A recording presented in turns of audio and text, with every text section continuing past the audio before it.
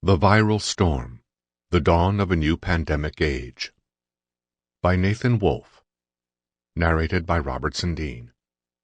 Copyright 2011 by Nathan Wolfe. This unabridged audiobook is published by arrangement with Nathan Wolfe and Brockman Incorporated and was produced in the year 2011 by Tantor Media Incorporated, which holds the copyright thereto. Introduction. The village of Pang Thruk in the Kanchanaburi province of Thailand is like many in this part of the world, humid, lush, and spilling over with sounds of wildlife. Located in the west of the country near the border of Burma, Pang Thruk is home to about 3,000 people whose livelihoods depend on the sugar and rice they grow. In December 2003, it was also home to Kaptan Bunmanuch, a 6-year-old boy who would be among the first people to die of a brand-new human virus. Kaptan loved riding his bicycle, climbing trees, and playing with his plastic toy Dalmatian that pulled 3 puppies in tiny brown wagons as it barked mechanically. Kaptan also enjoyed helping his family on the farm. Nearly every family in Pang Thruk kept egg-laying chickens. Some also kept roosters for cockfighting. Kaptan's aunt and uncle lived just down the road on their open-air farm of around 300 chickens. Each winter in the village, a few chickens would die from suspected infections or colds, but in December 2003, chicken deaths increased dramatically. That winter, as on many farms in this region, the chickens in Kaptan's uncle's farm suffered from severe diarrhea, strange behavior, and weakness. All of them either died naturally or were culled as a result of their illness, and Kaptan helped with the dead. A day or two before the new year, according to reports, the boy carried one of the sick, squawking chickens home. That walk home would have lasted no more than a few minutes. A few days later, Kaptan grew feverish. A clinic in the village diagnosed him with a cold, but after 3 days without improvement, his father, Chamnan, a rice farmer who worked part-time as a driver, took him to a public hospital.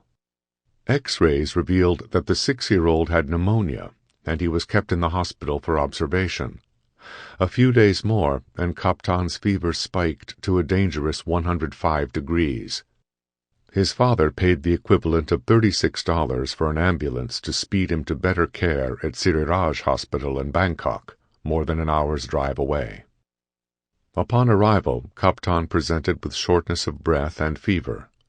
Tests revealed that both lungs were affected with severe pneumonia, and the boy was transferred to the pediatric intensive care unit and put on a ventilator.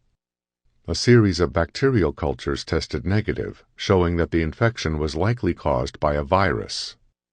More detailed testing using a molecular technique called the polymerase chain reaction, or PCR, revealed that Kaptan was likely infected with an atypical type of influenza, perhaps not one yet seen, or seen widely, in humans.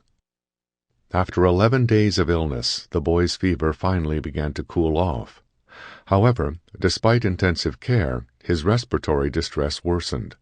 Just before midnight on January 25th, physicians took Kaptan off the respirator.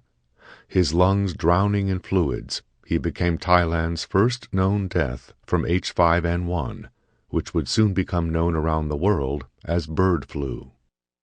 As sad as Kaptan's death was, and the reports go on to describe the boy's funeral and the family's mourning in tragic detail, the reality is that children in the developing world die from diseases like this all the time.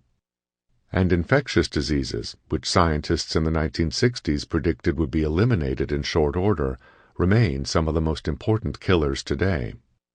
But when it comes to global risk, all deaths are not equal. Most deaths from diseases are localized events that, while dire for the victims and their families, present limited risk to the planet as a whole. But some, like Kaptan's, signal a potentially world-altering event, the first human infection by an animal virus that may wipe out millions or hundreds of millions of people throughout the planet, permanently changing the face of humanity. The main objective of my work is to hunt down these events, the first moments at the birth of a new pandemic, and then work to understand and stop them. Sample complete. Ready to continue?